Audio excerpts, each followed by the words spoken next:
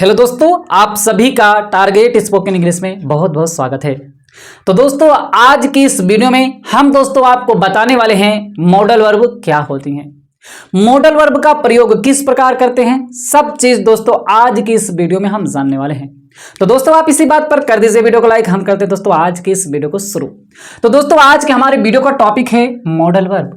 क्या होता है मॉडल वर्ब, कितने भागों में मतलब कितने प्रकार की मॉडल वर्ब होती हैं, कैसे इनका ट्रांसलेशन करते हैं, सब कुछ दोस्तों जानने वाले हैं।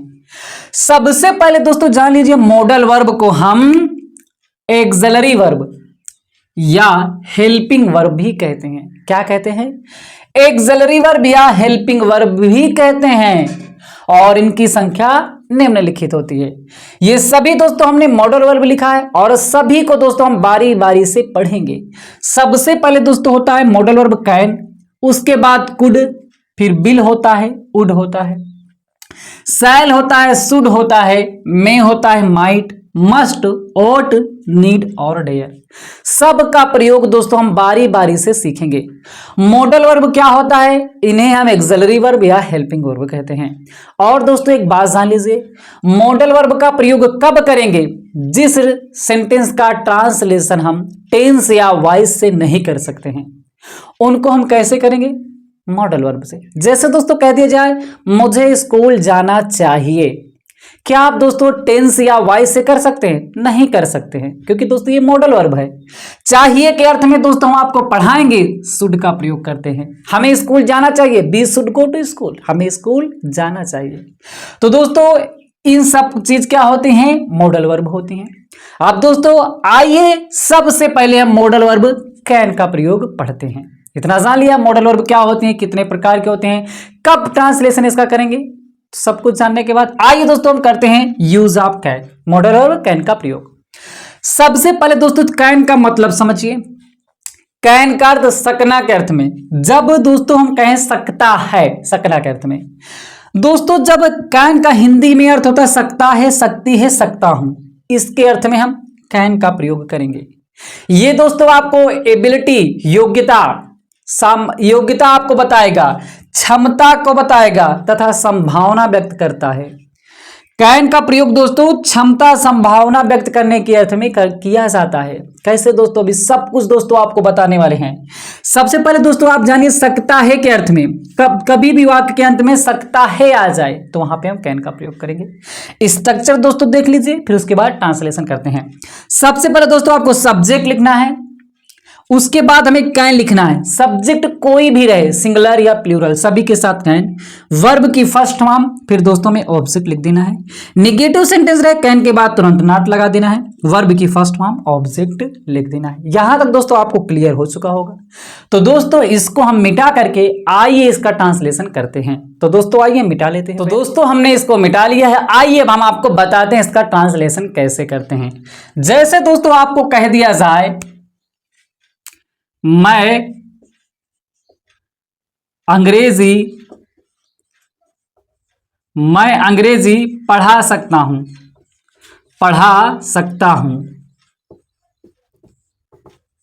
मैं अंग्रेजी पढ़ा सकता हूं। कौन अंग्रेजी पढ़ा सकता है? मैं।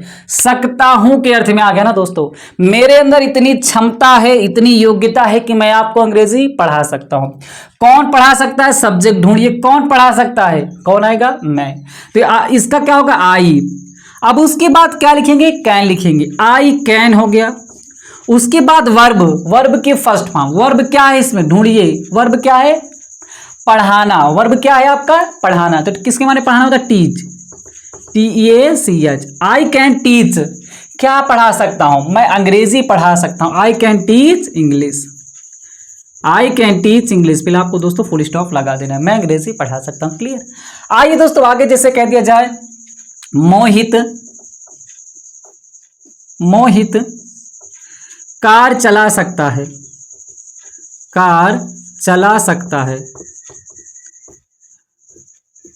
चला सकता है। दोस्तों इसमें कौन कार चला सकता है? ढूंढिए, मोहित। सब्जेक्ट क्या है? मोहित, तो लिखिए मोहित। एक एक दोस्तों चीज समझिए, मोहित। उसके बाद आपको क्या लिखना है? कैन लिखना है। मोहित कैन, मोहित सकता है। वर्ब क्या है इसमें? चलाना। किसके माने चलाना? ड्राइव। मोहित कैन ड्राइव, क्या चला सकता है? कार। ड्राइव आ कार या द कार लिख दो, ड्राइव आ कार, फुल स्टॉप आपको लगा देना है। क्लियर। और दोस्तों एक समझिए, जैसे कह दिया जाए मोहिनी खाना पका सकती है, खाना पका सकती है। कौन खाना पका सकता है? मोहिनी। तो सब्जेक्ट कौन हुआ दोस्तों? मोहिनी। तो सबसे पहले लिखेंगे मोहिनी, उसके बाद दोस्तों आपको लिखना है कैन, मोहिनी कैन। अब दोस्तों पकाना किसके माने होता है? कुक, COOK के ही होता sir. Mohini can cook, Mohini पका सकती है, क्या पका सकती है? भोजन। Mohini cook, Mohini can cook the food, Mohini can cook the food, Mohini खाना पका सकती है। तो दोस्तों इस तरीके से हम दोस्तों कैन का प्रयोग करेंगे। अगर दोस्तों निगेटिव सेंटेंस दे दिया जाए तो इसमें दोस्तों आपको क्या दिखाई दे रहा? पका सकती है, चला सकता है, पढ़ा सकता है, क्षमता, योग्यता, इसके अंदर इतनी क्षमता है, इतनी योग्यता है। दोस्तों यदि आपको संभावना व्यक्त करना हो, जैसे कैसे कह दिया जाए, मेरा भाई, या कह दो मैं, या रोहित लिख दो, रोहित मैच जीत सकता है, मैच जीत सकता है, जीत सकता है। कौन मैच जीत सकता है? रोहित। तो सबसे पहले लिखेंगे रोहित, उसके बाद क्या लिखेंगे दोस्तों? कैन। रोहित के सब्जेक्ट के बाद क्या लिखना है? Can, Rohit can. अब क्या सकता है? जीतना। जीतना किसके माने होता है? Win, WIN। Rohit can win, Rohit जीत सकता है। क्या जीत सकता है? मैच, रोहित विन मैच, या विन द मैच लिख दो, विन द मैच। तो इसमें आपको क्या दिखाई दिया? संभावना की संभावना है रोहित मैच जीत सकता है। तो दोस्तों यहां तक आपको क्लियर हो चुका होगा। आइए दोस्तों हम आपको बताते हैं नेगेटिव और इंटेरोगेटिव सेंटेंस कैसे करते हैं। तो इसको दोस्तों हम आपको बताते हैं नेगेटिव सेंटेंस और इंटेरोगेटिव सेंटेंस कैसे किया जाता है। जैसे कह दिया जाए दोस्तों, रोहित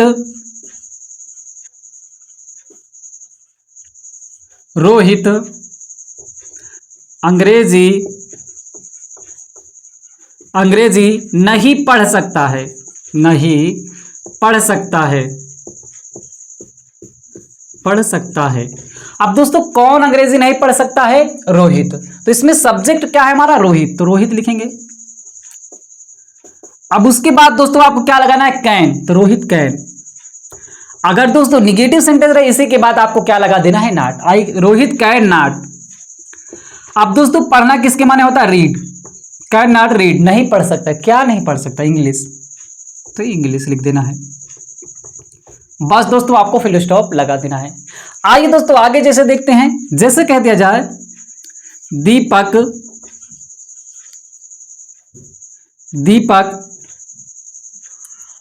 कार नहीं खरीद सकता है, नहीं खरीद सकता है।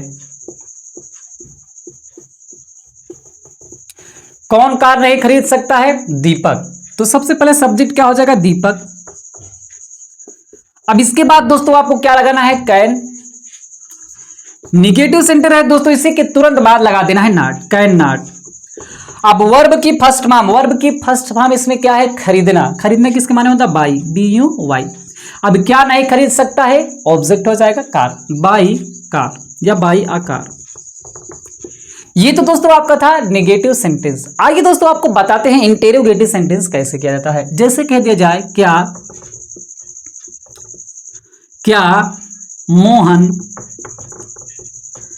मोहन दिल्ली जा सकता है?